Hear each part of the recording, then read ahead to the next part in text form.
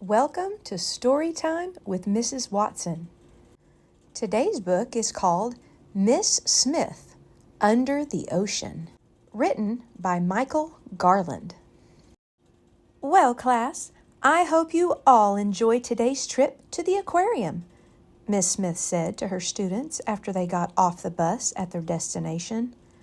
Much of the earth is covered by water, and it is home to all kinds of plant and animal life. Today, we are going to read from some wonderful stories that take place on the high seas, said Miss Smith, opening her book and starting to read. Zach really loved hearing his teacher, Miss Smith, read from her incredible storybook. Whenever she read from the book, the stories actually came alive. Miss Smith's first words were, "The owl and the pussycat went to sea in a beautiful pea-green boat." In an instant, Miss Smith and the whole class were crowded into this little green boat with the owl and the pussycat bobbing up and down in the waves, far from any shore. The owl and the pussycat looked surprised to see so many people with them. But Miss Smith didn't miss a beat. She opened her book and started to read again. But this time, she read from Moby Dick. Just then, a huge white whale lunged out of the water and splashed down next to their boat, nearly capsizing them. When the boat finally finished rocking, Sue Ann asked Miss Smith if she would read her favorite story, The Little Mermaid. No sooner had she started to read than Zach spotted a fishtail flopping in the water. The class could see that it was the Little Mermaid herself, but she was tangled in a castaway fishnet. "We have to save her!" shouted Zach. The pussycat quickly steered the pea-green boat to one side of the twisted net.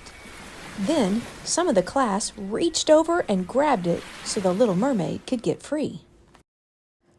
"Oh, thank you," said the mermaid after she was pulled up into the boat. "You're just in time for a story," Miss Smith said to the Little Mermaid. "Oh, goody, I love pirate tales," answered the mermaid. Miss Smith started to read Treasure Island, and sure enough, a short distance away, everyone saw a pirate ship. It was stranded high and dry on a big rock that stuck out of the water. The little green boat carefully approached the grounded ship. "Ahoy there! Anybody home?" shouted Miss Smith. "Ahoy yourself! We're home all right, and we're stuck too," said Captain Long John Silver, as he leaned over the rail with the rest of his cranky crew of pirates.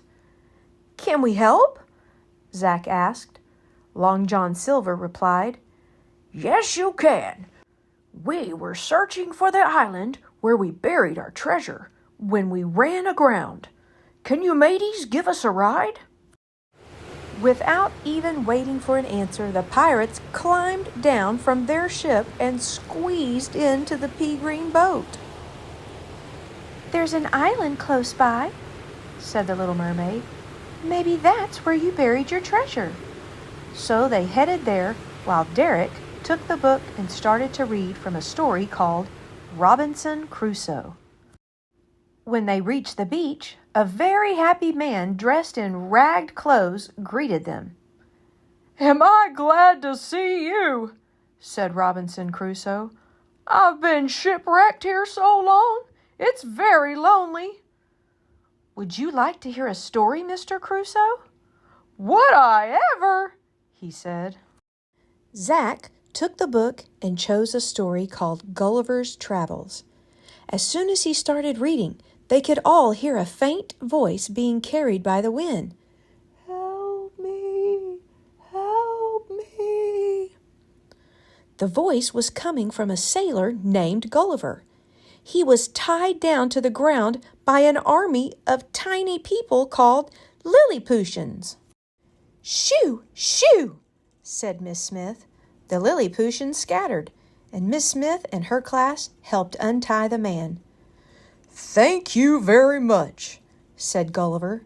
Then they noticed that the wind was picking up and blowing dark storms in their direction. What to do now? Miss Smith thought. I know! She picked up her incredible storybook and started reading a story called 20,000 Leagues Under the Sea. The next moment, the Nautilus submarine appeared by the shore. The hatch opened and Captain Nemo popped out. "Can I be of assistance?" he asked. His voice could barely be heard above the roaring wind. "Yes, a short trip in your submarine would be wonderful right now," Miss Smith shouted back. "By all means, welcome aboard," said Captain Nemo with a wave of his cap.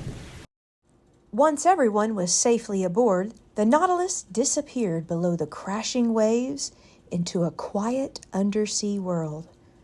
The submarine glided through the deep blue water. The view from the portholes was spectacular. Everywhere the class looked, there were strange and colorful fish. Captain Nemo gave a tour and explained everything they were seeing. "The Nautilus was built to study the world under the oceans and let people know how important it is to the earth." Just then, the Nautilus began to shake violently. Through the portholes, the class could see that a giant squid was attacking the sub. It wrapped its tentacles around the Nautilus and lifted it right out of the water. It seemed as though the submarine would snap like a pretzel. "Somebody do something!" screeched Sue Ann. "Full speed ahead!" said Zack, tugging Nemo's sleeve.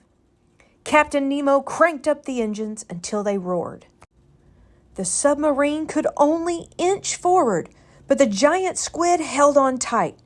Everyone closed their eyes. Then, finally, the giant squid lost its grip and the sub shot up through the water. They were safe. When the Nautilus surfaced, the storm was over and the sun was setting. Miss Smith, the class, and the whole cast of storybook characters assembled on top. "Well, it's been quite an exciting day, but it's getting late," said Miss Smith. Then she finished reading the end of each story so all the characters could go back into the incredible storybook. When she read the very last word, quick as a flash, the class was back at the aquarium, heading for the bus. Zack thought to himself, "I'll never look at the ocean the same way again."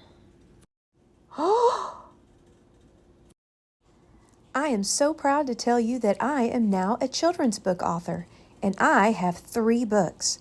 Subscribe to my channel below to listen to more fun and engaging children's book read-alouds for free. And you can scan the QR code down there and go to Amazon.com to find my books.